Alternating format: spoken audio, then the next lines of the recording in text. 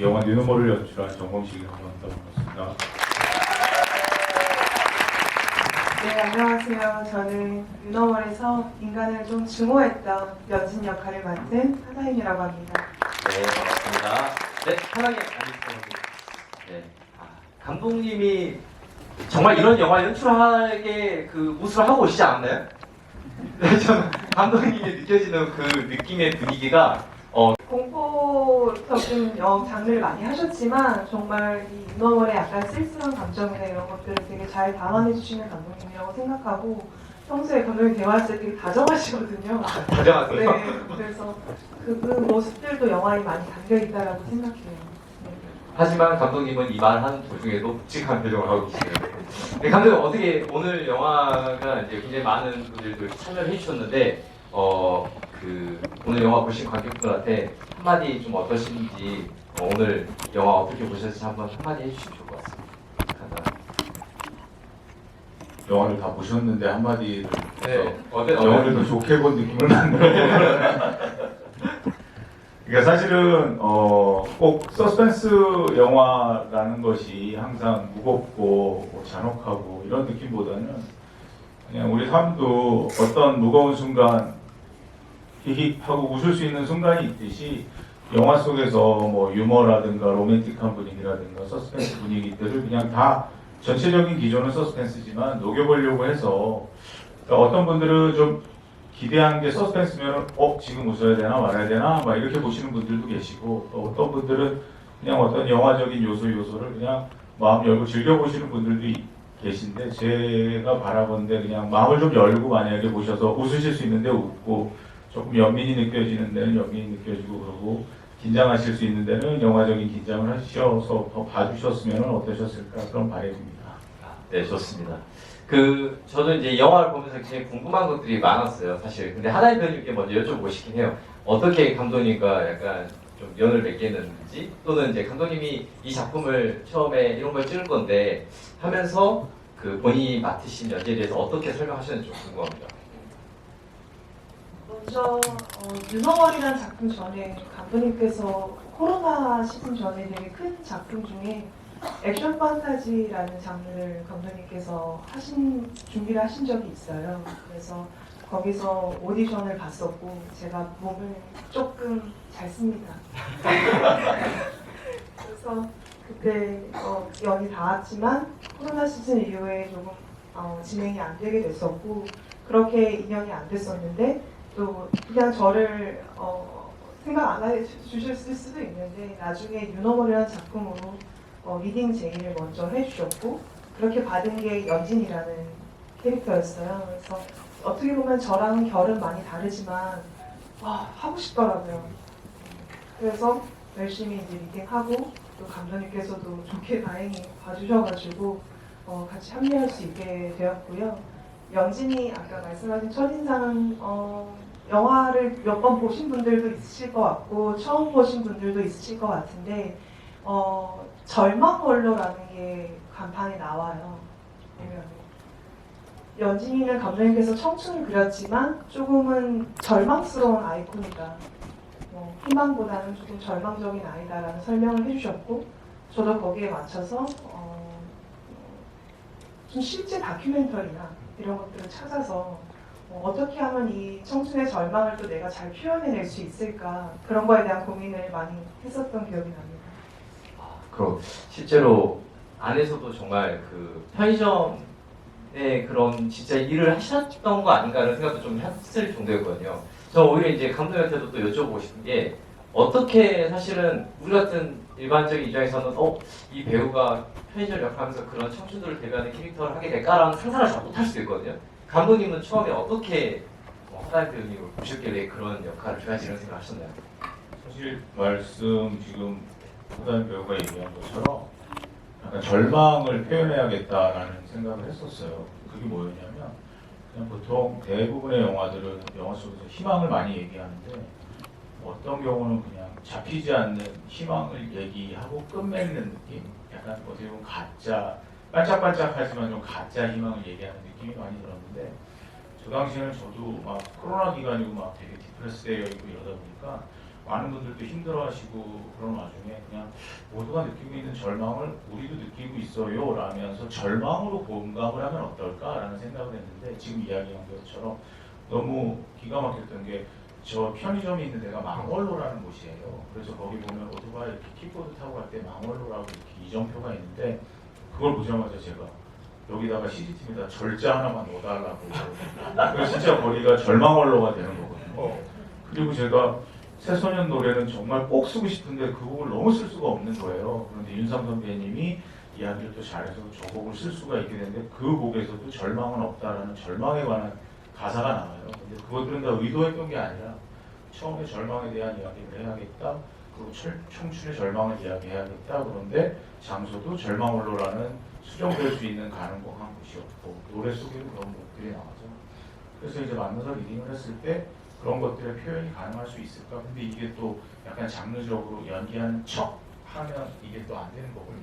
그런데 원래는 되게 밝은 친구인데 그런 어떤 내면의 그런 것들이 리딩을 하면서 좀 느껴졌고 촬영을 하면서 보다 더 잘해서 제가 볼 때는 제가 생각했던 연기를 정확하게 정말 잘 표현해 준 것 같습니다. 되게 이쁘게 말씀해 주셨는데 제가 듣기에는 밝은 배우의 이미지를 한번 내 영화에서 다르게 표현해보고 싶었다. 라는 굉장히 우리 사실 영화를 보시면 아시겠지만 감독님 이렇게 있으시지만 제가 느끼기에 좋은 표현으로 굉장히 일반 사람들이 생각하지 못한 변태적인 요소를 좀 가지고서 영화에서 관객과 좀 재미있게 장난을 치고 싶어하는 느낌? 그런 거 굉장히 많이 받았거든요. 아마도 관객도 비슷하게 받으셨을 거라 생각하고요. 감독님한테 좀 연이어서 좀 질문 드리고 싶은 게 사실 너무 유명한 작품이죠. 일본의 소름이라는 작품에 어떻게 보면은 아이디어를 많이 가져와서 한국화시키게 됐는데 이 작품을 한국화시키게 해야겠다라는 욕심 또는 나만의 방식으로 이걸 꾸려가야겠다 이런 욕심 어떻게 하다가 생기게 되셨나요?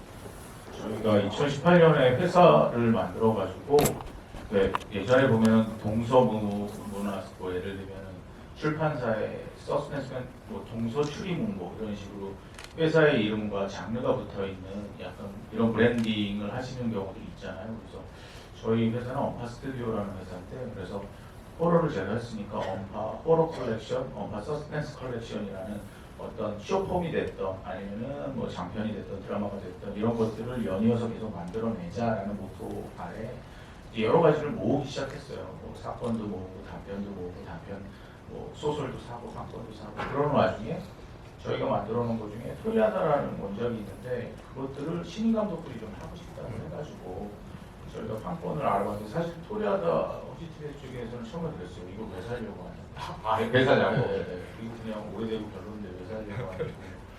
그래서 왜냐면 시대가 많이 지나잖아요. 그래가지고 근데 어쨌든 거기에는 약간 범죄와 어떤 반전의 요소들은 있었어요. 근데 저희가 생각했던 거는 현실에서 볼 수 있는 여러 가지 사건 사고로 아니면 책이라든가 웹툰이나 다른 콘텐츠에서 볼 수 있는 사건 사고를 어떻게 하면은 고전 여기 영화의 지목들에서도 나오는 고전 서스펜스 영화의 기원과 접목을 시킬 수 있을까? 그러니까 어떻게 보면은 약간 심야 괴담류의 초저예산 콘텐츠잖아요. 토리아다 같은 경우. 그런데 예전에 지금은 많이 잊혀진 예전의 고전 거장분들의 서스펜스와 접목시킬 수 있을까라고 하면서 서스펜스에 대한 공부를 하기 시작했는데 재밌는 게 서스펜스에 대한 정의를 찾아봤더니 죽음의 가능성이 시종 근처에 있는 것이라고 하더라고요. 그러니까 죽음에 언제 누가 죽을 수도 있다, 언제 누군가가 죽을 수도 있다. 그런데 지금 이 시대를 살고 있는 우리들이 봤을 때 사건 사고들 예를 들면 뭐 백화점이라든가 길거리라든가 흉기 난동 사건이나 이렇게 보면은 이게 서스펜스의 기원을 갖고 있는 사건들이 지금 우리 주변에 있네. 그리고 여러 가지 사건 사고들과 토리아다의 모티브 같은 것들을 넣어서 그러면 고전 서스펜스와 접목시켜서 영화를 만들어서 업그레이드 해보면 어떨까? 라는 것을 가지고 출발한 게 이제 언파 서스펜스 컬렉션의 이제 1탄 이제 뉴노멀이 된 거죠. 좋습니다.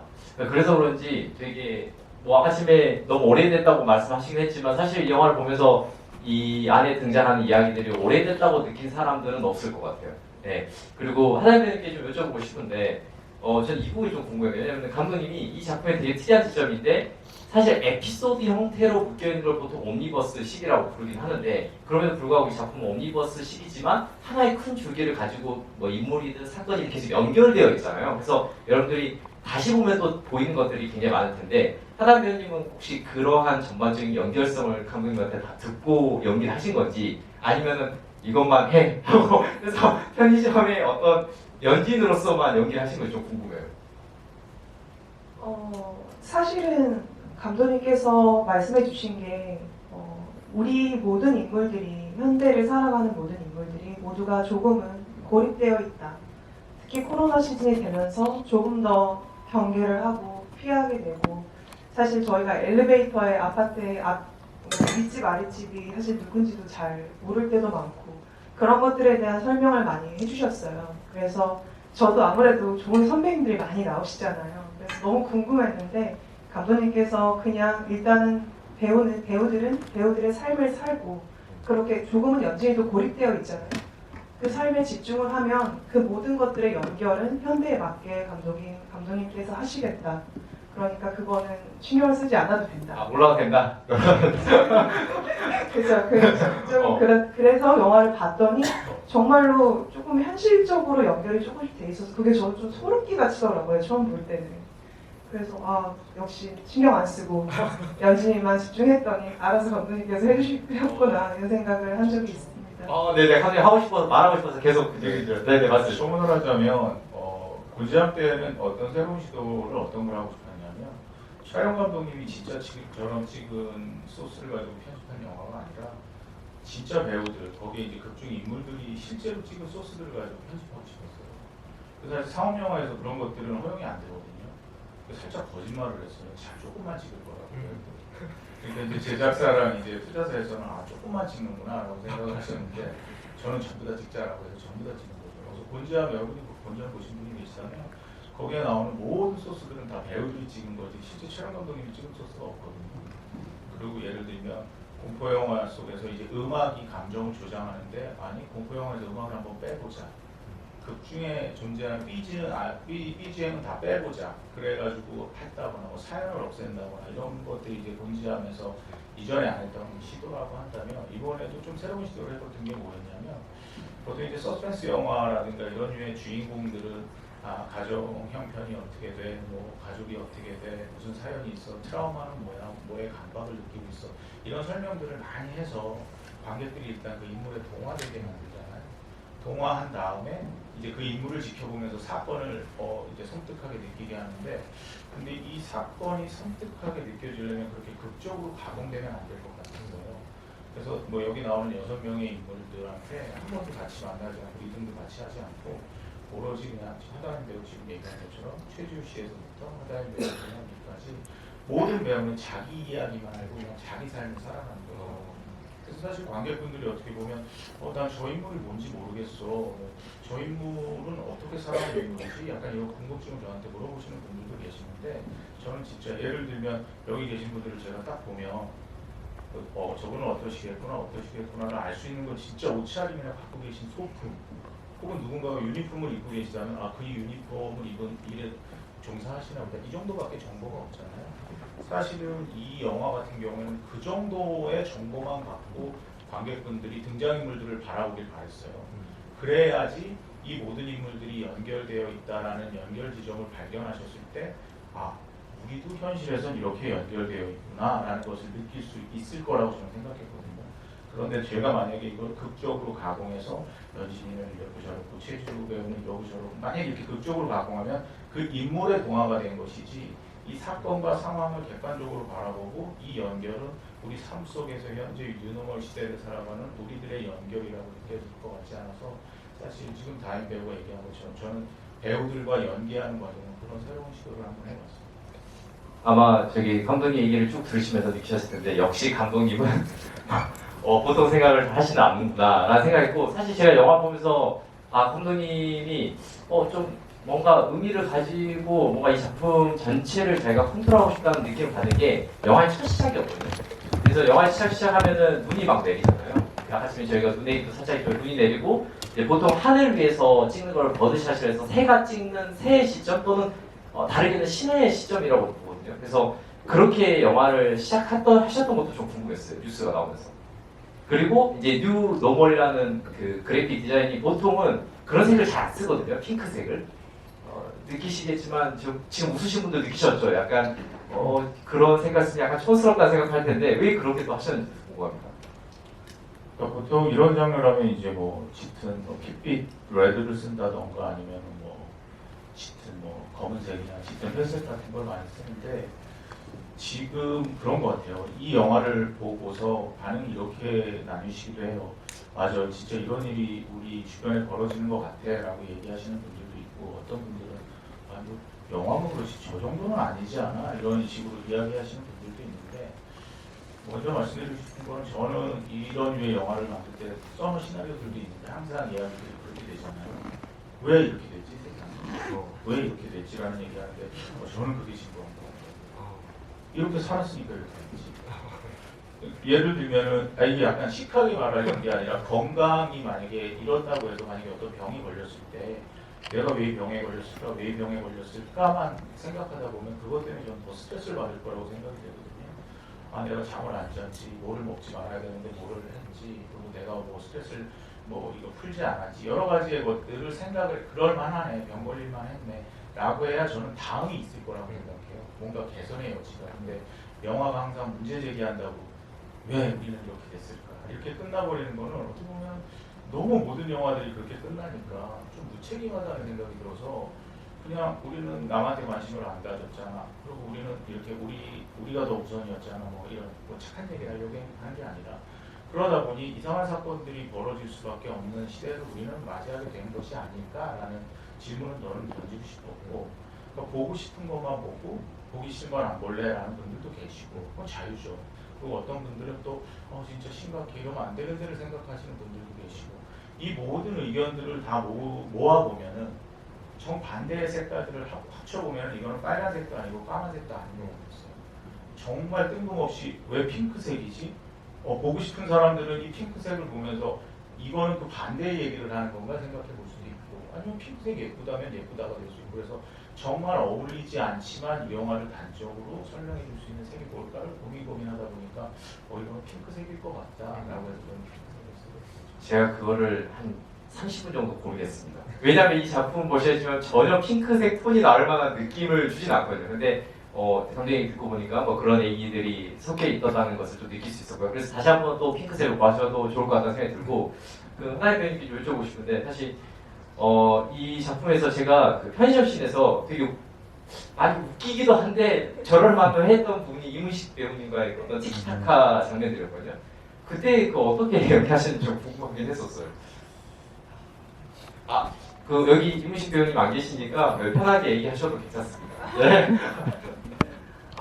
이문수 선배님 하면 생각나는 게 첫 씬, 첫날, 첫 장면이 이문수 선배님의 멱살을 잡아야 되는 씬이었습니다.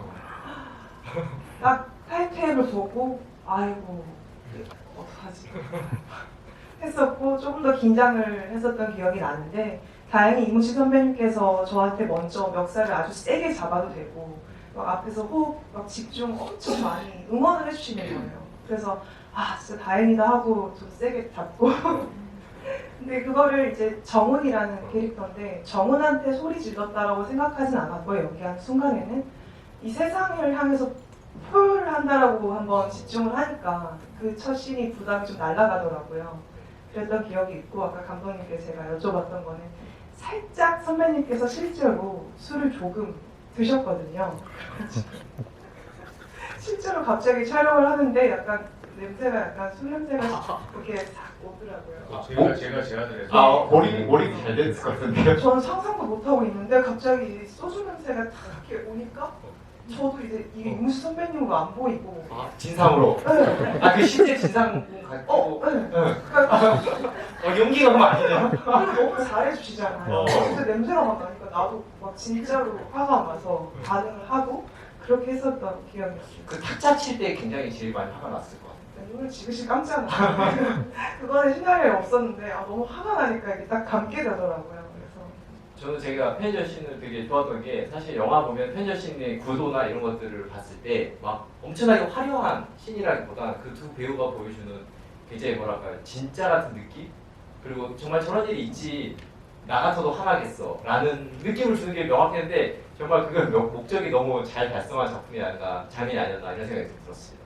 그리고 좀 그 감독님이 정말 저는 이제 싫었던 감독님이 싫었던 부분도 있었어요. 그 후대 에피소드를 보면 그 이제 아까 전에 잠깐 얘기했지만 이 영화는 6개의 챕터인데 챕터별로 우리가 익숙하게 아는 영화 제목이 들어가 있거든요. 뭐 브라이언 팔만의 드레스 투 킬이라던가 아니면 지금 만나러 갑니다 라는 일본 영화에 되게 로맨스 영화에 되게 유명한 영화인데 거기서 사실 지금 만나러 갑니다면 너무 달콤하고 아름다운 사랑이었는데 이걸 이렇게 표현하시다니라는 생각을 했었거든요. 감독님 어떤 생각으로 지금 만나러 갑니다를 거기다가 엮으셨는지 궁금합니다. 관객분들 중에 지금 만나러 갑니다를 이 영화를 보고 보시면 충격 먹으실 수도 있거든요. 그게 이렇게 말씀하시더라고요. 저희가 모니터링 시사했을 때 또 민호군이 너무 달달하잖아요. 그리고 윤상막 감독님이 제가 정말로 로맨틱한 음악을 정말 너무 들으면 그냥 막 이렇게 촉촉하게 젖을 것 같은 로맨틱 음악을 해달라고 해서 정말 계속 그걸 업그레이드 시켜주셨어요. 그러니까 이제 모니터링 시사를 하는데 왜 이러시고 그러시는 거예요. 이 촉촉하고 이 달달한 감정에 젖어들면서 그러면서 분명히 이 감독은 내가 아는데 분명히 뒤에 가서 이상한 짓을 할 거야 그러니까는 제 전작들을 아시는 분들이 이제 그렇게 봐주신 거죠. 그러다 보니까 이 로맨스를 로맨스대로 느끼면서도 이 로맨스 뒤에 뭔가가 닥쳐올 거라는 거를 아는 그 불안감한 마음이 만약에 제 이름이 달려있지 않고 그냥 영화를 보셨다면 로맨틱하게 보시다가 그냥 이제 충격적인 어떤 서스펜스 장면을 목격하시게 될 텐데 이제 제 전작을 보신 분들은 또 재밌었던 게 로맨틱해서 더 나 떨리기 시작해 뭐 이런 감정 두 가지 감정으로 영화를 보셨다고 그러더라고요. 그래서 마지막에 결국은 그렇게 맞이하는 것이 제가 그걸 달달한 엔딩으로 했을 거라고는 예상은 안 하셨을 거라고 생각합니다. 깨진 거울을 보고 그러진 않을 거라는 생각을 들긴 했지만 굉장히 좀 미웠습니다. 그래서 제가 왔던 타임 로맨스 영화를 어쨌든 간에 그런 식으로 영화 이제 그 각각의 에피소드를 엮는 게 되게 재밌었는데 그 중에서 저는 또 굉장히 재밌게 봤던 장면이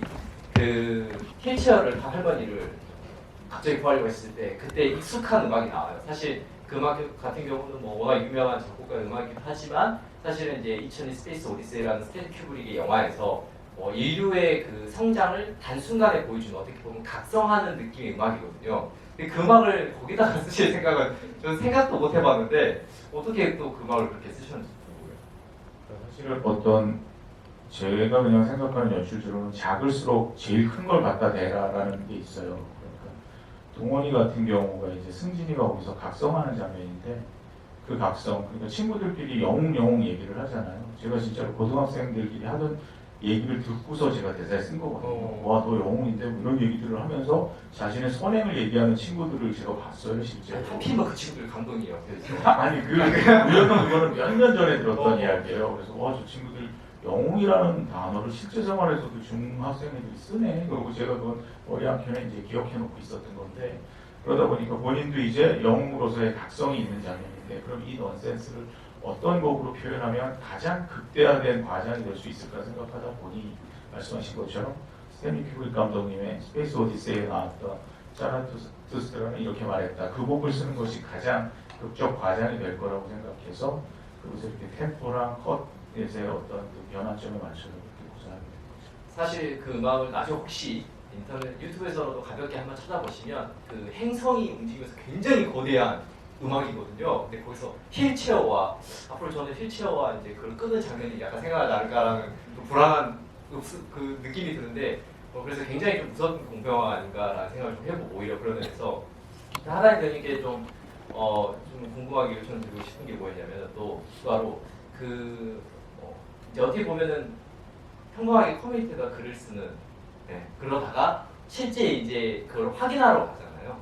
그래서 확인하러 갔을 때 그 현장에서 이제 그걸 확인하는 장면을 연기를 하실 때 어떤 느낌으로 연기를 해야지 표현해야지 그 고민을 되게 많이 하셨을 것 같아요. 왜냐면 그게 굉장히 이 역할이 생각보다 다른 배우들은 어떤 특정한 명확한 주제를 가지고 있거든요. 근데 사실 하나연 배우님이 연기하신 연진 캐릭터는 되게 평범해 보이기도 해요. 뭔가 특별한 에피소드가 있다기보다는 어쩌다 보니까 거기에 이제 속하게 되는 그런 이야기인 것 같아서 그때 어떤 생각을 하셨는지 궁금해요. 그 신호등도 어떻게 써있는지도 궁금하고 시체를 봤다 이렇게 써있었는지 아니면 구체적으로 써있었는지. 연진이가 그곳에 찾아가는 게 사실 일단 저로부터 시작해서 연기를 하게 되잖아요. 그러니까 저는 안 갈 것 같은데 아, 정말 안 가는 스타일이죠. 아 절대 안 가죠.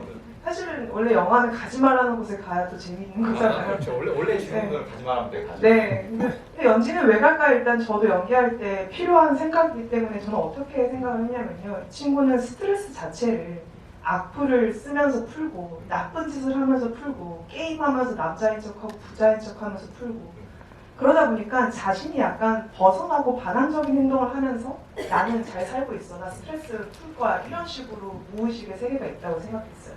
그러니까 사실 시체 토막 있음 이런 거 안 가잖아. 아, 그렇죠.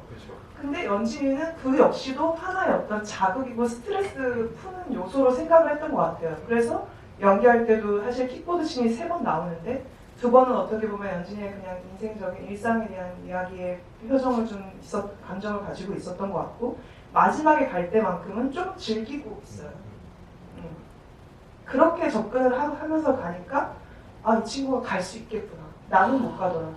약간 그 순간 즐기는 약간 장면이에요. 즐겼던 것 같아요. 그래야지만 거기 가서 보면 뭐 찐따 새끼들 뭐 몰려오네 뭐 이렇게 하잖아요. 표현이 입이 잘 붙어. 생각한 거니까. 네, 그런 거 보면 모든 것들을 그런 식으로 스트레스를 풀고 자극적인 말을 던지도 나쁘죠. 그렇게 하면 안 되는 건데. 네. 아, 갑자기. 네, 그렇게 접근을 했었던 기억이 납니다. 저는 그리고 되게 이제 그러면서 이 질문과 함께 그 감독님하고 연주님께 여쭤보고 싶었던 건데 사실 감독님한테 여쭤보고 싶고 이 장면에서 감독님이 정말 어떻게 보면 한 장면 한 장면에 있어서 그 필요한 부분들을 넣었다는 생각이 많이 들거든요. 또 음악도 보시면 갑자기 이제 음속을 한다든가 굉장히 그런 부분을 되게 중요시하게 하나하나를 신경 쓰셨는데 그 많은 비중에서 킥보드를 타고 그 공간을 이동한 장면이 굉장히 많이 들어가 있어요. 생각보다. 그래서 왜 이렇게 많이 넣으셨는지도 궁금합니다. 저도 그거를 지금 킥보드 타고 퇴근하는 장면이 3번 나오거든요. 2번은 집으로 가고 3번은 이제 방향을 틀어서 이제 그 뭔가가 있다라는 그쪽 장소로 가는 건데 저도 고민을 했었어요. 3번이 아니라 2번으로 줄여볼까라고 했는데 그러니까 첫 번째 퇴근하는 것과 2번째 퇴근길이 저는 조금 느낌이 다르다고 생각했었어요. 왜냐면 그 윤상박 감독님이 정말 잘 표현해 주셨는데 첫 번째는 그냥 연진이의 되게 고단함, 이렇게 힘들게 살아가는 친구의 고단함을 보여준다면 두 번째는 아 그냥 죽고 싶다. 근데 이 죽고 싶다를 제가 윤상원 감독님이랑 소통할 때 어떻게 했냐면 영상에다가 제가 이제 텍스트를 쳐서 영상을 보내드리면 그 영상을 보시고서 그 영상에 맞는 키워드에 맞는 음악을 주시면 제가 또 거기에 반응하고 오히려 바쁠 때는 만나지 않고 그렇게 작업을 했는데 제가 이제 뭐 불쌍하다, 뭐 측은하다, 영민이 간다 이런 건 아닌 것 같은 거예요. 그걸 보고 쓰신 거예요? 예, 딱 그러면 그 프레임이 들어오면 거기서부터 그 단어가 들어오면 그 단어가 가지고 있는 키워드가 가지고 있는 색채를 음악으로 표현하시는 거예요. 그러니까 정말 대단하신 거죠. 그러면 저는 정확히 이 부분부터 코드나 멜로디가 바뀌어야 된다 이렇게 적어드려요. 그런데 제가 2번째 퇴근 장면에서 자살을 또 상상하잖아요. 근데 거기서 이거를 뭐라고 말씀드려야지 이 키워드 잡는 게 너무 어려운 거예요. 그냥 불쌍하다, 치근하다, 연민이 간다는 뻔한 마이너 코드를 쓰실 것 같고 그래서 정말 대비되게 문득 떠오른 단어가 숭고하다라는 단어를 썼어요. 예, 전혀 상관없잖아요. 그래서 숭고한 느낌이 났으면 좋겠습니다. 이 부분부터 제가 말씀드릴게요. 들어보시면 알겠지만 저는 진짜 거기를 들을 때마다 저는 울컥 하는데 이 힘들게 살아가는 친구가 저희가 이 친구를 객관적으로 바라볼 때 그냥 불쌍하고 연민한 느낌이 나는 게 아니라 어떤 숭고한 약간 종교적인 느낌까지도 가니까 이 사람의 삶을 좀 다르게 바라보는 새로운 시선이 생기더라고요. 진짜 음악 바꾸는 거죠. 그래서 첫 번째, 두 번째는 집으로 퇴근하는 길을 가야겠지만 그리고 세 번째는 다른 길로 가야 되니까 당연히 가야 되고 그래서 세 번째.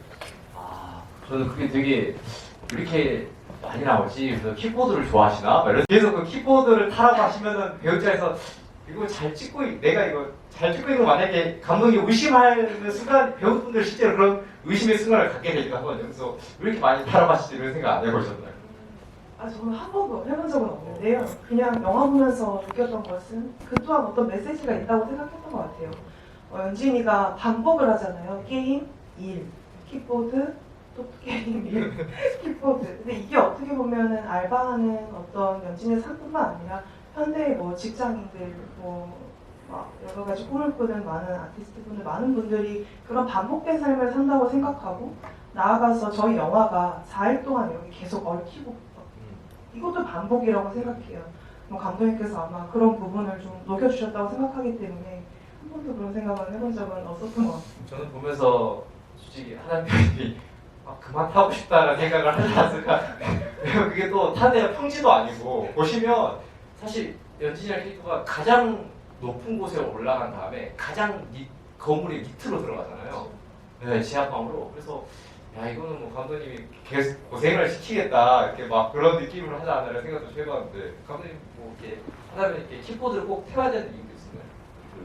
그런 건 없었는데 그냥 이동을 했으면 좋겠다 정도. 네, 그러니까 먼 길을 이동하는데 걸어서 다닌다기보다는 되게 먼 길을 그리고 사실은 되게 뭐라고 해야 되나 높은 언덕이잖아요. 그런 데를 그래도 질주하는 느낌을 좀 주고 싶었어요. 그게 초라하더라도 계속 뭔가 질주하고 달리는 느낌이 저는 청춘이라는 느낌이 좀 들어서 그런 이미지를 만들어낼 수 있어요. 근데 뭐 커다란 오토바이는 아닌 것 같고 그리고 워낙 가녀린 체구를 가진 친구니까 그 정도의 느낌에서 저희 로케이션 헌팅팀이 헌팅을 참 잘했다고 생각하는데 퇴근하는 길도 그렇고 그 언덕길도 그렇고 그게 그냥 제가 딱 생각했던 연진이가 살만한 그런 말씀하셨던 것처럼 거기서 또 반지하로 또 내려가는 그런 공간들을 누비고 다니는데 그 누비고 다닐 때 그냥 걸어 다니는 것보다는 킥보드를 타고 다니는 거 질주하는 느낌이 그의 어떤 청춘과 비슷한 이미지라는 생각이 저는 머릿속에 있었어요.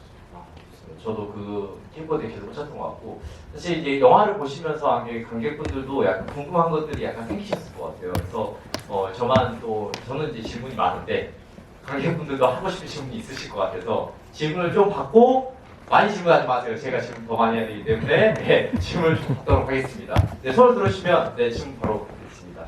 네, 여기 관객 먼저 계속 네, 해주셨으니까 질문 받고 네, 하겠습니다.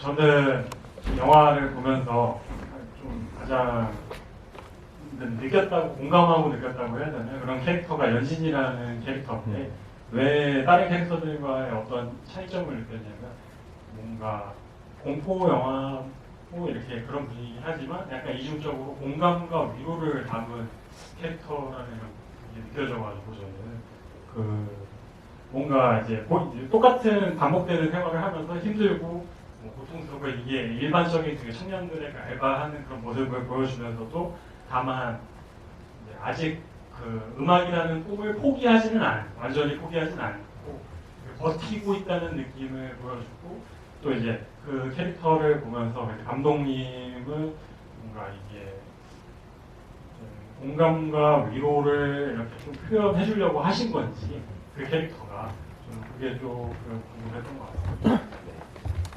왠지 캐릭터에 대한 얘기 좀 해주시죠. 그 캐릭터가 왜 있는지도 좀 궁금하긴 했거든요. 사실 다른 캐릭터 아까 말했지만 다른 캐릭터는 되게 굵직굵직한 에피소드인데 그 하나님 배우님이 연기하신 캐릭터는 좀 다른 느낌이 있어서 어떤 평론가분이 되게 잘 짚어주셨는데 영화는 처음에 어느 정도 부유한 집에서 시작해서 맨 마지막에는 가장 못 살고 있는 연진이까지 그러니까는 일종의 계층에 대한 하나하나 계층의 청년들, 특히 청년 위주의 영화라고 생각했는데 저는 아까도 말씀드렸듯이 위로라는 키워드를 꺼내는 게 아니라 그냥 절망에 공감하는 것 자체가 어떤 분들한테는 위로로 다가갈 수도 있고 그리고 제가 개인적으로 되게 좋아하는 대사인데 이제 첫째 날이 이제 그러잖아요. 놓으면서 오늘도 죽지 않고 뭐 수고했다 뭐 이렇게 얘기하는데 저는 그게 약간 되게 단어적으로 좀 표현하기가 그게 되게 씁쓸하게 느껴졌거든요. 근데 저 역시도 어느 날 뭐 영화 감독이긴 하지만 정말 힘든 날이 있을 때 그래 오늘 너 진짜 수고 많았다 뭐 이렇게 스스로에게 그러는 날이 있는데 그 단어를 어떻게 보면은 약간 비속어를 섞어서 씁쓸하게 내뱉는데 그게 뭐 비슷한 감정을 느끼셨거나 아니면 느끼시고 있는 분들한테는 왜냐면 그런 얘기를 많이 들었어요. 저도 뭐 직장 생활하다 힘들 때 저렇게 뭐 이야기를 한다 속으로 그런 식의 그냥 위로, 공감 뭐 이런 거보다는 그냥 절망을 보여주고 절망에 같이 공감할 수 있으면 어떨까 그런 컨셉으로 영화를 연출하고 캐릭터를 만들어본 것 같습니다. 하대표님 뭐 어떠십니까? KC 얘기를 하시나요? 저는 이제 저도 배우를 계속 꿈꾸고 있었고 연진이도 뮤지션이라는 꿈으로 나아가는 친구인데 전 연진이 생각하면은 지금 딱 떠오르는 신 중에 하나가 뭐 킥보드도 있지만 작은 방 한 켠에 버려둔 듯한 그 피아노 음악을 포기했는데 이렇게 이런 것들이 좀 기억에 아직도 많이 남거든요. 왜냐면은 돈이 없잖아요. 그러면 그 피아노 팔면 돈 많잖아요. 근데 그걸 팔지 않고 아직도 꿈의 미련이 남아있는 그게 연진이의 삶이라고 생각했고 어떻게 보면 감독님께서 청년에 대한 절망에 대한 말씀도 인지를 하고 있었지만 저는 이제 배우로서 같은 아티스트를 꿈꾸는 친구의 마음이 어떨까를 먼저 생각을 했었고 그렇게 킥보드 씬도 저도 이렇게 많이 힘들 때 이렇게 밤에 항상 걸어 다녔거든요. 위험해서 밤에 걸어 다니면 안 되는데 그렇게 걸어 다닐 때 착잡한 어떤 그런 공기들을 느낀 적이 있는데 킥보드 씬 탈 때 딱 그런 감정이 들었던 것 같아요. 그래서 연진이랑 인물은 꿈을 좀 포기해서 막막하게 살아가고 있는 조금은 서툴고 여리고 물론 화도 많고 강한 인물이지만 조금 저한테는 제 다이어리에 연진이 아니고 연민이라고 적혀 있더라고요. 이제 집이하니까 찾아봤었는데 그렇게 접근을 했었습니다. 답변 되셨을까요? 네, 좋습니다. 아이고, 이 차례대로 질문을 드릴게요. 여기서부터 질문 부탁드리겠습니다. 그리고 그 질문하시는 분께는 아마 통조림을 같이 드릴 거예요. 네, 감독님 사인이 들어있는데 통조림 기억나시죠? 연지방에 있었던. 저도 아까 지금 보시는데 깜짝 놀랐습니다. 설마 저거를 굿즈로 줄지는 몰랐습니다. 네, 질문 부탁드리겠습니다. 저 그 연진님 그 배경화면에서 사투르누스 그 아들을 잡아먹는 사투르누스 그림이 나왔는데 개인적으로 좋아하는 그림인데 그 그림을 선택하신 이유라든지 그 그림에 얽혀있는 의미가 아까 말씀하신 숭고함이나 이런 거에 연관되어 있는 건지 궁금합니다. 제가 그 곤지암 때 스페인 영화제에 초대를 받아가지고 그 무대에 갔다가 고야의 그 사투르누스 그림을 직접 봤어요.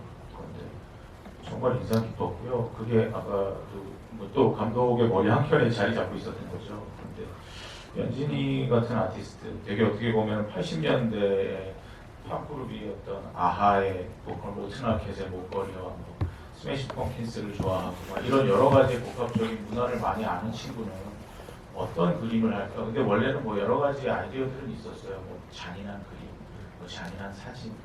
그런데 아티스트를 꿈꾸다 보니까 고야의 사투르누스의 그림이 어떻게 보면 인간의 폭력성이라든가 이런 것들을 상징할 수 있잖아요. 광기라든가 자기 아들까지 잡아먹어야 되는. 근데 어쨌든 연진이의 핸드폰, 작은 핸드폰에 있는 그림이지만 결과적으로 고야의 그림이 이 영화 전체를 설명할 수 있는, 어떻게 보면은 밑에다가 저는 아들을 잡아먹는 사투르누스라고 핑크색으로 저는 써놓고 싶은데 그런 느낌을 확장시킬 수 있는 이미지라고 생각해서 연진이의 캐릭터와도 맞고 영화적으로 확장했을 땐 영화적인 이미지랑도 상충하는 것들이 있어서 사투르누스 고야의 그림을 넣게 됐습니다.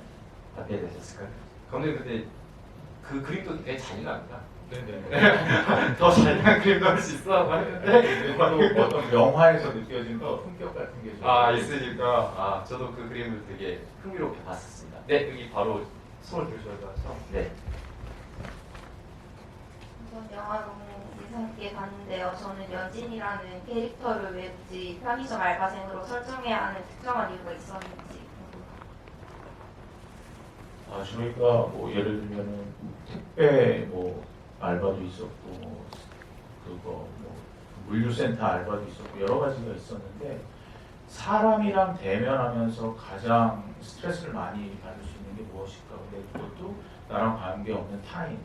그래가지고 저희가 많은 직업에 대한 리서치를 했어요. 근데 그 와중에 편의점에 대한 다큐멘터리나 이런 것들을 봤는데 특히 또 편의점 알바를 또 젊은 친구들이 많이 하잖아요. 그리고 남자 주인공이 아니라 여자 주인공으로 설정을 했기 때문에 여자 주인공이 할 수 있는 일 중에서 사람들이랑 직접 얼굴을 잠시라도 맞대고 거기서 받는 스트레스 때문에 계속 세상이 싫고 사람이 싫어질 수 있는 직업이 뭘까에 대한 리서치를 해보다 보니 편의점이라면 쉽게 관객분들이 다가갈 수 있고 맞아 요즘 저렇다던데 어떤 분들은 나도 술 먹고 돈 한 번 던지겠지 뭐 칠 수도 있을 거고 그래서 가장 보편적으로 이 캐릭터라면 그런 감정을 느낄 수 있겠다라고 생각해서 좀 말로 설정하겠습니다. 질문 감사드립니다. 네, 옆에 계신 질문 받고 또 위로 올라가도록 하겠습니다. 네, 저는 원래 사실 하다임 배우님이 참석하신다 해서 배우님께 질문을 드리려 했었는데 너무 많은 질문이 다 쏠려가지고 최지우 배우님에 관한 질문을 감독님께 드리고 싶은데요. 처음 영화를 딱 봤을 때 개봉할 때쯤은 심야 영화로 봤었거든요. 근데 그래서 최지우 배우님이 처음에 자신이 살인자라는 게 나오지 않았을 때 처음에 그 경복이 그 봐주시는 분을 저는 원래 그 사람이 살인자인가 하고 생각을 하고서는 봤었는데 두 번째 보니까 이제 최지우 배우님이 이제 내가 살인자인 걸 들키면 어떡하지 하는 눈빛으로 그 남자를 보고 있는 것 같더라고요. 한 여러 번 보니까. 그래서 최지우 배우님의 그 감정을 어떻게 지도하셨는지, 어떻게 연기해달라고 지도하셨는지 궁금합니다. 오늘 약간 당황하신 것 같아요. 당황하지 않아요. 솔직하게 말씀했어요.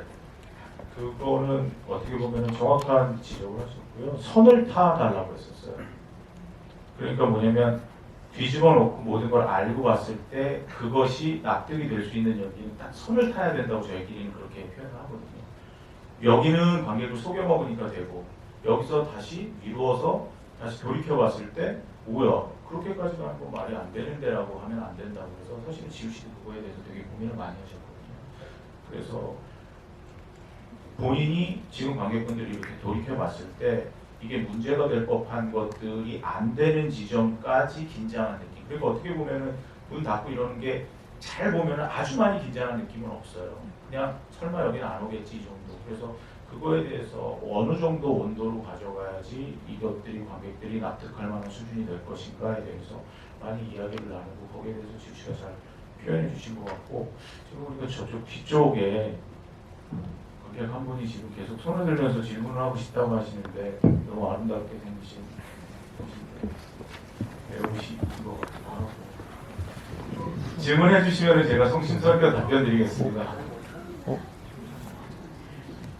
감사합니다. 네, 조효정 배우님이 선생해 주셨는데 간단히 박수 부탁드리겠습니다.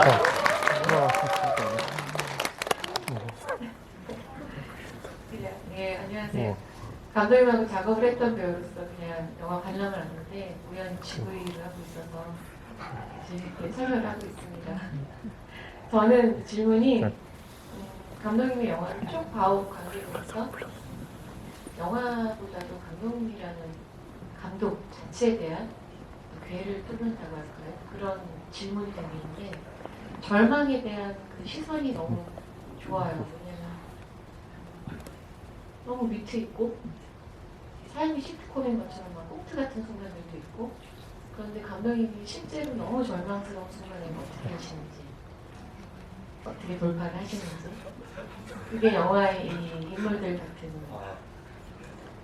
행동이나 뭐 이런 건지 그 다음에 감독님이 평소에 상당히 위트 있고 유머러스하신데 그 위트와 유머러스함은 감독님의 절망에서 나오는 건지 그 두 가지가 굉장히 궁금해집니다. 저 혹시 질문이 그 언론에서 온 것이 언론에서 그건 아니죠? 네. 네, 다들 네. 여정 씨 너무 영화 보러 와주셔서 너무 감사하고요. 네, 그리고 질문 주셔서 너무 감사합니다. 저랑 워킹을 작업 정말 너무 잘해주셔서 제가 개인적으로 좋아하지만 연기자로서 진짜 존경하는 배우신데 너무 또 어려운 질문을. 그러니까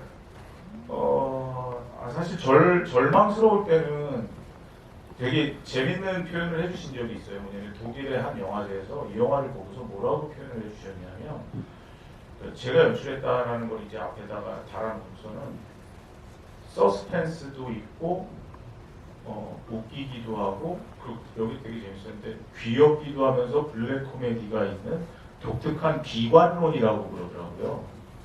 근데 제가 약간 그때 약간 푹 찔린 느낌이 든 게, 내가 이거 비관적인 감정을 갖고 만든 걸 어떻게 하지? 왜냐면 저는 제 딸이 뭐 귀여운 짓도 하고 막 코미디도 넣고 뭐 저는 그래서 잘 모를 거야 이렇게 생각을 했는데 그 독일 영화제 쪽에서는 정봉식 감독의 독특한 비관론 이렇게 보시더라고요.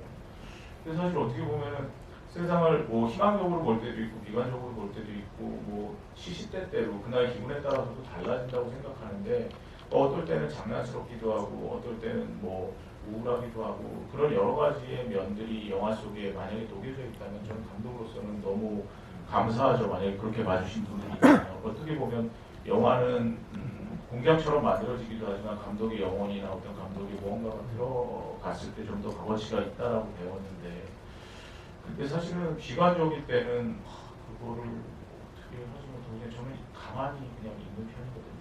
근데 앞에서 설명이 주셨는데 갑자기 뒤에서 너무 짧게 끝난 거 같아요. 진짜 답이 없으니까 앞에라도 많이 깔아놔야 되는 거죠. 그리고 그런 거 있는 것 같아요.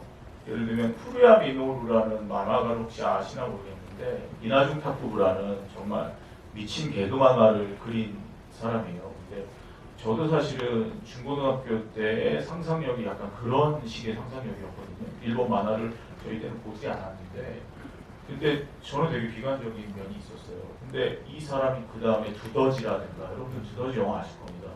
그 비관적으로 이렇게 흘러가는 일련의 작품들을 만들기 시작할 때 제가 볼 때는 약간 미친 개그 같거나 정말 장난기 서린 개그와 되게 비관적인 것과는 그 창작자 주체가 같이 가지고 있다라는 생각이 들어요. 그러니까 정말 말도 안 되는 개그를 치거나 말도 안 되는 장난을 치는 사람은 반대로 그 안에는 되게 어두운 마음이 있기 때문에 반대로 그런 것들이 더 발달되지 않나 그러는데 어떻게 보면 저는 잘 모르겠지만 저도 그런 면이 아닌가 하는 생각이 듭니다. 감독님의 그 귀여움은 저희한테 굉장히 두렵습니다.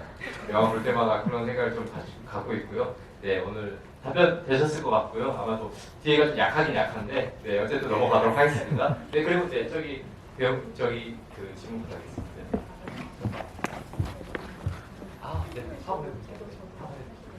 네, 네, 안녕하세요. 저는 문지한이라고 합니다.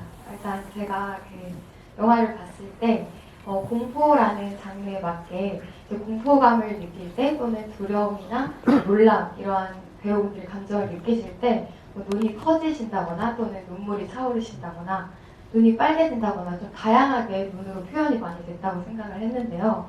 그래서 좀 눈으로 딱 보여지는 장면들이 굉장히 좋았다고 생각을 했거든요. 근데 가만히 다시 생각을 해보니까 그 장롱 속 그 시체가 눈을 딱 뜨고 있는 장면이 있었는데 혹시 그 부분이 좀 의도하시거나 표현하고자 하셨던 부분이 있으셨는지 궁금합니다.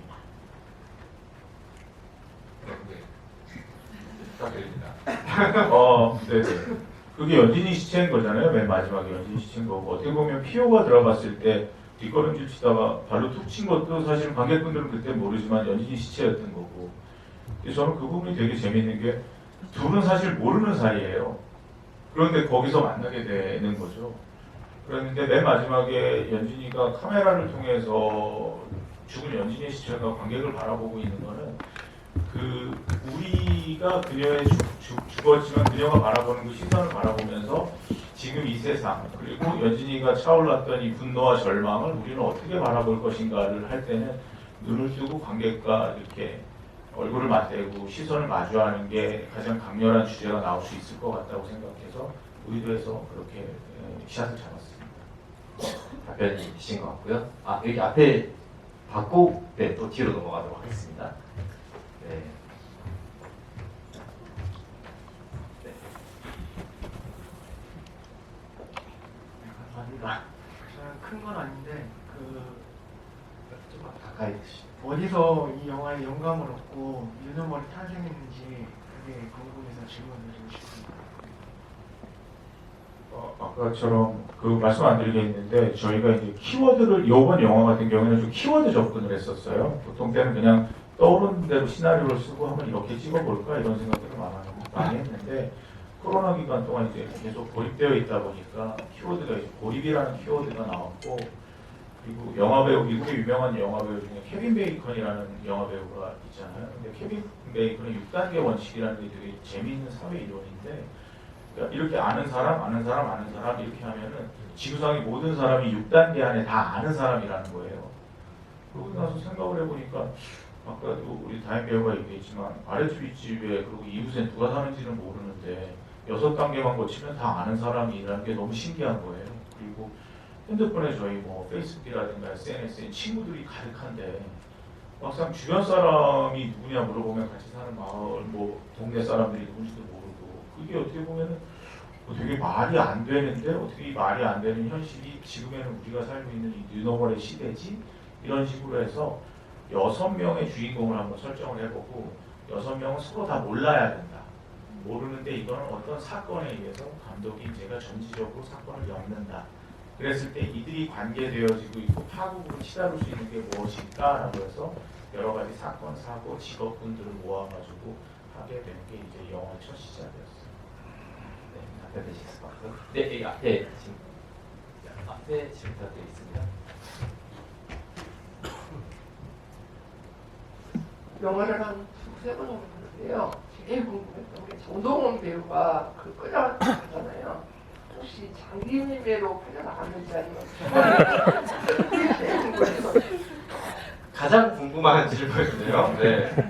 그러니까 사실은 저희가 동원이를 그렇게 엔딩을 맺고 그냥 재미삼아 아까도 신선님께서 말씀 주신 거를 받아서 얘기하면 그 장면은, 그 챕터는 옛날 올드 디즈니 만화 있잖아요. 도널드 덕이랑 미키 마우스가 흑백으로 나오던 시절, 그 시절의 어떤 뉘앙스를 가지고 만들었어요.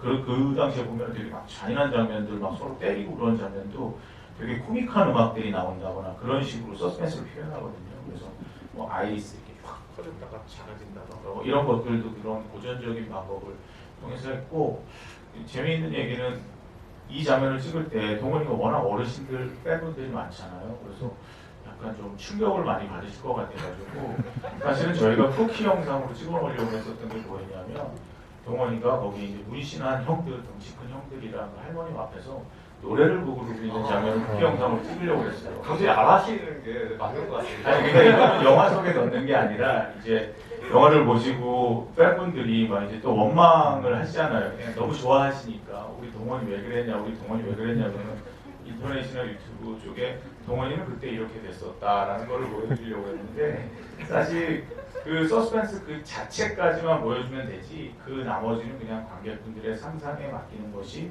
영화적으로 제일 재밌지 않을까라는 생각을 해서 거기에 대해서 구체적인 어떤 것은 만들어 놓지 않았습니다.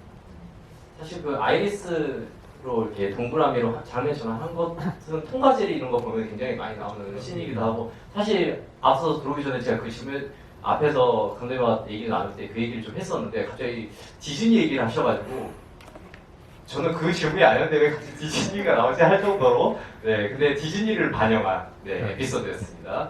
네, 그 다음 질문 한번 받아보도록 할게요. 아, 네, 오른쪽에 남성분 받고 뒤로 넘어가도록 하겠습니다. 굉장히 질문이 너무 많아서요. 제가 최대한 잘 배려해서 끝내도록 하겠습니다. 네. 그러니까 이게 뭐 여러 감독분들이 만든 엔솔로지는 아니지만 제가 만약에 만든다 그러면은 에피소드별로 이제 시간을 비슷하게 맞출 것 같거든요. 근데 보고 나면은 그 피핑tom이랑 개같은 내 인생이 유난히 길게 느껴지는데, 근데 피핑tom은 그 긴 부분이 마지막 결말을 위한 과정이라서 그렇게 느껴지는데, 개같은 내 인생의 편의점에서 진상들 만나는 장면 같은 경우는 그 마지막 결말이랑은 그게 크게 상관이 없는 것 같아서, 그러니까 그게 제가 생각에는 그 편의점 에피소드의 그런 내용들이, 그러니까 주인공을 편의점 직원을 설정하고 나서 이제 각본을 쓰시다 보니까 그렇게 길어진 건지, 아니면 이게 원래 그 편의점 직원을 주인공으로 하는 다른 단편이 있었는데 여기 합쳐진 건지, 뭐 그런 게 좀 궁금하거든요. 사실 코로나 기간에 촬영을 했었는데 이거는 약간 우스갯소리도 좀 첨가된 건데,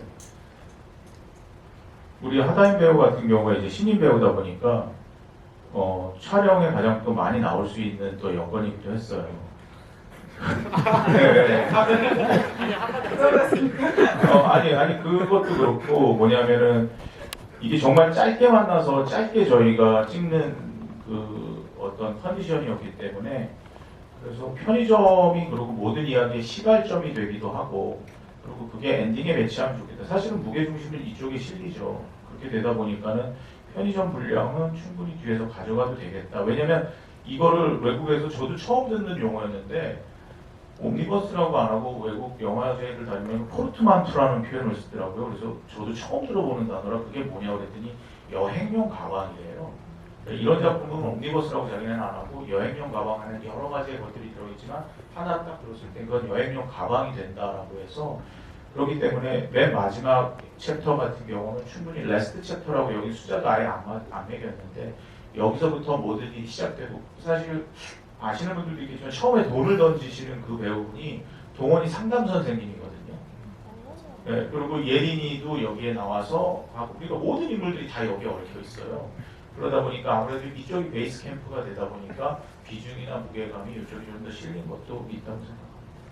그 하나 배우님은 사실 좀 바쁘신데 그 한가에 많이 나오기 했다가 약간 얘기를 하실 것 같은데 어떻게 생각하세요? 한가하다고는 안 했고 많은 분량을 소화해낼 수 있는 컨디션이었다. 네, 컨디션이요. 요게 다시. 많은 분량을 소화할 수 있는 컨디션이어서 참 다행이었어요. 덕분에 저희가 하나 배우님을 여기서 편집신을 굉장히 많이 재밌게 본 것 같다는 생각이 듭니다. 실제로 그 나중에 다시 한번 보시면 그 선생님이 사실 동원 배우한테 하는 또 행동들이 있잖아요. 그 여러 가지 얘기들 하면서도 봉사활동 하면서도 뭐 봉사지를 준다던가 뭐 이런 신과 또 겹쳐서 보시면 굉장히 흥미로우실 거라는 생각이 듭니다. 네, 또 질문 받도록 하겠습니다. 네, 제일 저 끝에 질문 받도록 하겠습니다. 제가 그 영화를 보면서 보니까 에피소드가 시작할 때마다 그 타이틀이 먼저 뜨고 영화가 시작이 되는데 그 제가 보기로는 지금 만나러 갑니다 아니면 뭐 드레스 투 킬 이런 식으로 이제 타이틀이 먼저 뜨면 그 뒤에 나오는 영화 내용이 어떤 게 나오게끔 약간 유추라도 할 수 있도록 나오는데 제가 처음에 그 최지우 배우님 나올 때 보니까 M이라고 뜨는 것 같더라고요. 저한테 M은 아주 옛날에 그 MBC 드라마 그때 심은하 배우님이 나오는 그 M만 생각이 났었고 다른 건 이제 그런 내용이 나올 걸 생각을 못했었는데 M으로 하신 특별한 이유가 있으신가 해가지고 여쭤보고 싶습니다. M이 심은하 씨의 M이 있고 이명세 감독님 2007년작 M이 있고 1931년도 프리츠랑 감독님의 M이 있는데 저는 고전 서스펜스 영화에 대한 오마주이기 때문에 프리츠랑 감독님의 M을 생각했어요. 그리고 되게 재밌는 게 프리츠랑의 M에서 M이 머더러라는 뜻인데 이 범인을 알려주기 위해서 손에다가 분필로 M이라고 써가지고 이 사람 외투에다 이렇게 찍거든요. 그럼 M이라고 찍혀 있으니까 사람들이 아, 저 사람이 머더러구나 그러면서 이제 그 사람을 이렇게 쪼아서 잡아가는 과정이 영화 속에 있는데 말씀하신 것처럼 저는 어떻게 됐던 간에 현대적인 변주를 해야 되잖아요. 그러다 보니까 유미 선배님 여기가 마치 회사 마크에 M 마크를 달고 나와요. 회사 마크처럼. 그러면 이제 고전 영화를 뭐 아시는 분은 아시는 대로 볼 수 있고 모르시는 분은 모르시는 분대로 봐도 상관없는데 아시는 분들은 M 찍혔네. 범인이구나. 이렇게 갈 수 있으니까 그런 어떤 시각적인 영화적인 오마주를 통해서 그런데 결국 보게 되면은 그거랑 또 반대로 뒤집히잖아요. 그리고 지우 씨가 거기서 휘파람을 부는데 그 휘파람도 M에서 그 명배우죠. 그 당시에 피터 로어라는 배우가 유아 연쇄살인범으로 거기 나오는데 똑같이 그 휘파람을 부는 장면이 있어요. 그런 거라든가 그래서 1931년도 프리츠랑 감독님의 M에서 이제 모티브를 따와서 그거 만들겠습니다. 네, 프란치랑 감독님도 휘파람을 본인이 부셨는데 감독님도 그 작품에서 본인이 부셨잖아요. 우연히 나중에 알게 된 건데 지우 씨가 이제 휘파람을 못 부셔서 현장에서도 제가 대신 립싱크하면서 불어드렸고 녹음실에서도 ADR로 제가 불어드렸어요. 그런 다음에 프리츠랑 감독님도 똑같은 그 곡을 써요. 숲속 마왕의 궁전에서라는 빰빰빰빰빰빰빰빰빰빰빰빰빰 그래서 그 휘파람 소리를 부신 걸 봤더니 너무 신기한 게 거기는 주연 배우가 남자 배우였는데 피터로가 휘파람을 못 불어서 프리츠랑 감독님이 거기도 불어주셨다는 걸 나중에 알게 돼가지고 개인적으로 이런 영광스러운 일이 이런 생각을 해봅니다. 저는 감독님이 일부러 그러신 건가 했는데 약간 우연히 계속 맞아떨어지는 게 되게 좀 재미있는 것 같아요. 그래서 본인이 감독님이 좋아하시는 작품들을 이렇게 변주해서 표현하는 것도 감독이 가지고 있는 직업적인 만족도에 굉장히 극강에 도달하신 게 아닌가 그런 생각을 좀 했었습니다. 왜냐하면 저도 이제 편집을 많이 하는 편인데 편집하면서 제가 든 생각이 뭐냐면 아 되게 재밌으셨겠다. 왜냐면 그 상업 영화 같은 경우는 굉장히 그 어떻게 보면은 여러 관객들을 만족시켜야 되다 보니까 이제 여러 사람들의 의견을 받아서 수정이 많이 가해지는데 이 작품은 감독님이 여기다 내가 음악 넣고 싶네? 음악 넣고 이런 느낌이 굉장히 강했거든요. 그래서 그런 점도 한번 봐주시면 되게 재밌을 거라 생각합니다. 네, 또 질문을 받아야 될 것 같은데 저희가 딱 2질문만 마감을 해야 될 것 같아요. 그래서 일단은 여기 왼쪽에 흰색 여성분 질문 받고 다음 질문 하겠습니다. 안녕하세요. 저는 그 부분이 궁금했었는데 정동원님이 이제 엘리베이터 문이 열리면서 인신의 범들과 처음으로 마주를 하게 되잖아요. 저는 그 부분에서 사실 진짜로 포메라니안이 나올 줄은 몰랐거든요. 포메라니안은 어디까지나 정동원님을 붙잡기 위한 미끼일 뿐이다라고 생각했는데 거기서 정말 나옴으로써 정말 강아지를 줄 생각이었던 걸까라는 생각이 들면서 이게 아니면은 보는 저희들에게 어떤 무언가를 전달하려는 의도가 있었던 걸까? 그게 있다면은 어떤 것이었을지 한번 질문을 드려봅니다. 박찬욱 감독님도 이제 하셨던 말씀인데 제가 몇 번 말씀드렸는데 정말로 웃음이 나올 수 없는 상황에서 웃게 만드는 것이야말로 진정한 유머다. 정말 고수들이 구사할 수 있는 유머다라는 말씀을 하셨어요. 근데 당연히 저기 이제 문신을 딱 한 저런 형아들이 나오는 게 당연한데 이렇게 생각하다가 저희가 만약에 진짜 들고 나오면 이게 어떨까? 그러니까 항상 이제 제 고민은 약간 그런 거예요. 이렇게 이제 장르가 장르대로 흘러가야 되는 게 분명히 존재하지만 뭐 50년, 100년, 150년 계속 이렇게 해간다면 나라면 어떻게 다르게 할 수 있을까? 계속 어떻게 하면 다르게 할 수 있을까? 근데 그게 이상하거나 불쾌하게 다르게 한다기보다 흥미를 떠나지 않는 선을 유지하면서 다르게 할 수 있지 않을까가 어떻게 보면 감독으로서 되게 고민의 지점인데 그리고 되게 어떻게 보면 저보다 훨씬 더 창의적인 영화를 만드는 분들도 다 그 고민이시거든요. 나라면 장르 안에서 어떻게 다르게 할 수 있을까? 그러면 저라면 어떻게 다르게 할 수 있을까? 포메라니언을 가지고 나와야 되는 거고 그게 열리는 순간 이 포메라니언 진짜 뭔 생각으로 나온 거야 라는 생각을 하면서 웃게 되지만 긴장은 되니까 다시 눈을 돌려서 계속 쫓아가게 만드는 그래서 선을 흐트러뜨리지 않지만 한번 웃음 주고 다시 올 수 있는 그래야지만 어떻게 보면은 나중에 영화가 세월이 지나더라도 난 거기서 그 영화가 아직도 기억이 나 라는 것은 결국은 다른 영화와 좀 똑같지 않고 뭔가 조금 독창적이거나 독특한 지점이 있어야 되는 거고 지금 옆에서 얘기하지만 그 강아지의 이름은 소름이고 여기서는 이제 얘 영화 배우명은 노말인데 뉴노말이라 노말인데 여기 하다인 배우가 잘 키우고 있습니다. 네, 제가 강아지를 소중하게 키우고 있는데요. 그 강아지를 지원해준 갑자기 우유빛깔 정범씨 한 마리 보여가지고 네. 제 눈으로 의심했어요. 감사합니다. 네, 그래서 강아지를 이제 지원을 해주신 곳에서 뭐 배우가 키웠으면 더 좋겠다는 말씀을 해주셨는데 당시에 동원 배우도 포메를 키우고 있었던 상황이었고 강아지들이 다 배우님들이 있었는데 저는 없었거든요. 그래서 부모님한테 허락을 받았는데 너무 좋아하시는 거예요. 그래서 정말 잘 크고 있고 저희 배급사인 바이프엠 스튜디오에 인스타 들어가면 노마리가 어떻게 컸는지 볼 수 있거든요. 근데 그 친구가 포스터를 제가 이제 받아서 폈는데 마치 자기가 배우인 것 마냥 그 포스에 딱 올라가는 거예요. 그래서 제가 빨리 찍어가지고 공유 드렸었던 그 사진도 한번 찾아보시면 그 아기가 어떻게 컸는지 보실 수 있을 것 같습니다. 나중에 그 개가 커서 자신의 영화를 볼라를 기다려보고요. 어떻게 보면은 사람을 잘 홀리는 개잖아요. 네, 그래서 이쁨 받고 잘 크지 않을까라는 생각을 해봅니다.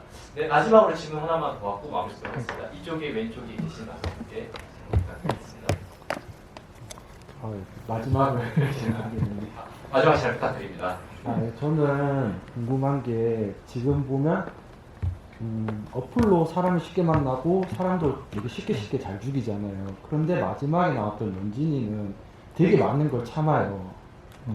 그게 왜 쟤는 참지 않고 저럴까? 오히려 댓글을 남기면서 처리 방법도 알게 되고 하면서 같이 공범으로 이문식 배우님을 처리를 하지 않을까 이런 기대도 좀 했었는데 그런 것도 왜 그런 식으로 전개는 하지 않았는지도 좀 궁금하고, 그리고 총 2명을 죽였다고 했는데 그럼 총 3명이 죽은 건지도 좀 궁금해요. 왜냐하면 처음에 알 수 없는 사람이 죽고 연진이가 죽고 그 베란다 넘어간 사람 이렇게 3명이 죽은 게 맞는 건지 이렇게 알고 있습니다.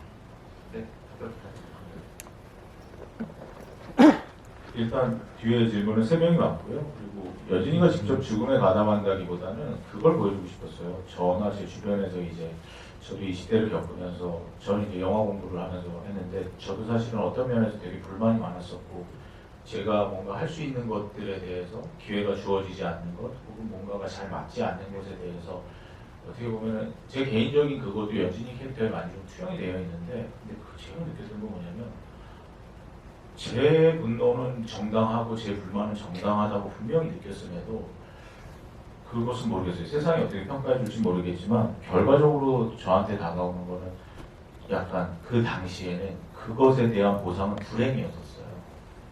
그러니까 연진이 같은 경우도 마찬가지인 거겠죠. 그러니까 가져야 될 만한 불만은 정당한 것이고 풀만한 건 그래 쟤도 저렇게라도 풀어야지. 그런데 돌아오는 것은 불행이었다라는 것을 저는 이야기적으로 표현하고 싶었기 때문에 그것이 극대화됐을 때는 어떻게 됐을까? 그거는 연진이의 죽음이고 그 죽음을 관객이 같이 바라보는 시선의 마주침이 마지막에 엔딩이어야 된다고 생각을 해서 지금 관객분 말씀하신 대로 그쪽으로 이야기가 또 갈 수도 있죠. 그리고 또 다른 주제를 만들어낼 수 있겠죠. 그것도 분명히 재미있는 아이디어고 그렇지만 저는 그 젊은 시절에 충분히 정당하게 가질 수 있는 분노와 불만이 어떻게 보면 아이러니하게도 나에게는 불행으로 다가오더라. 라는 것을 연진이를 통해서 보여주고 싶었기 때문에 그런 식의 스토리라인을 따라가게 된 것 같습니다. 네, 질문 감사드리고요. 저희가 벌써 1시간이 지나서요. 네, 너무 많은 질문과 그리고 이야기들이 오가서 저 역시 영화를 여러 번 봤음에도 되게 재밌는 부분들을 보였던 것 같습니다. 그리고 아직 발견하지 못한 확대된 익스트림 크루즈 샷들도 되게 많으니까요. 그런 것들도 다시 영화를 보실 때 즐겨주시면 좋겠다는 생각이 들고요. 마지막으로 하나님 배우님부터 오늘 되게 눈도 오고 정말 추운 날씨였잖아요. 오기가 와주셔서 끝까지 주신 관객들에게 한마디 부탁드립니다. 이렇게 얼굴 일부러 한 분 한 분 마주치려고 왔었거든요. 저한테 이제 선배님들이 없는 감독님과 김지선 유튜버님과 함께 할 수 있어서 영광이었고 오늘 저는 이 자리가 역시나 소중했어요. 선배님들 없이 이렇게 지비를 배우로서 하는 게 그래서 질문 하나하나 잘 해보려고 했는데 잘했는지 모르겠습니다. 저희 영화 선택해서 와주셔서 너무 감사하고 이 불금의 소중한 시간에 무려 3시간이나 저희한테 써주셔서 너무 감사해요. 그리고 제가 항상 말을 하는데 연진이 연기 끝나고 하지 말아야 될 것은 악플 쓰는 거였거든요. 익명으로 악플 쓰는 거는 굉장히 안 좋은 거라 생각이 들어서 항상 여러분들도 온라인상에서 좋은 글 보시고 좋은 글 쓰시고 그 좋은 글 가운데 유너월이 있으면 좋겠습니다. 리뷰 잘 써주시면 너무 큰 힘이 될 것 같고요. 평소에 좋아하는 선배님이신 전 몰랐는데 조효정 선배님 와주셨다고 해서 너무 영광입니다. 네, 감사합니다. 네. 박수 부탁드립니다. 네, 감사합니다. 공익 광고 꼭 받으시면 좋겠다는 생각을 살짝 해봤고요. 네, 정우신 감독님 한마디 부탁드립니다. 네, 117년만은 아니지만 오늘 어쨌든 첫눈이 내렸는데 여러분들 이렇게 만나 뵙게 돼서 너무 반갑고요. 그리고 어떻게 보면은 영화가 요즘은 그냥 한번 보면은 다음에 뭐 보지? 그러고 넷플릭스 뭐 볼까? 이러고 그냥 어떻게 보면 그냥 진짜 영화가 아니라 뭐라고 할까? 약간 컨텐츠로서 소비되는 경향이 좀 많다고 생각되는데 소중한 시간 이렇게 이런 걸 보시고 앉아서 이렇게 얘기 들어주시고 질문해 주시고 한 모든 분들 너무 감사드리고요. 그리고 지금 시간 너무 소중하게 생각하고 이 영화 마무리도 잘 하겠습니다. 여러분들 함께 해주셔서 진심으로 감사드립니다. 네, 박수 부탁드리겠습니다. 네, 오늘 영화 그래도 재밌게 또 보고 들어보신 분들은 저희가 SNS나 또는 다른 곳의 플랫폼에 간략하게 또 오늘 느끼셨던 바들을 적어주시면 나중에라도 이 영화에 대해서 오늘 감독님과 배우분이 얘기해 주신 재미있는 얘기들을 또 공유 받으실 수 있으니까요. 하나하나 또 부탁드리도록 하겠습니다. 함께 해주셔서 감사합니다. 네, 감사합니다.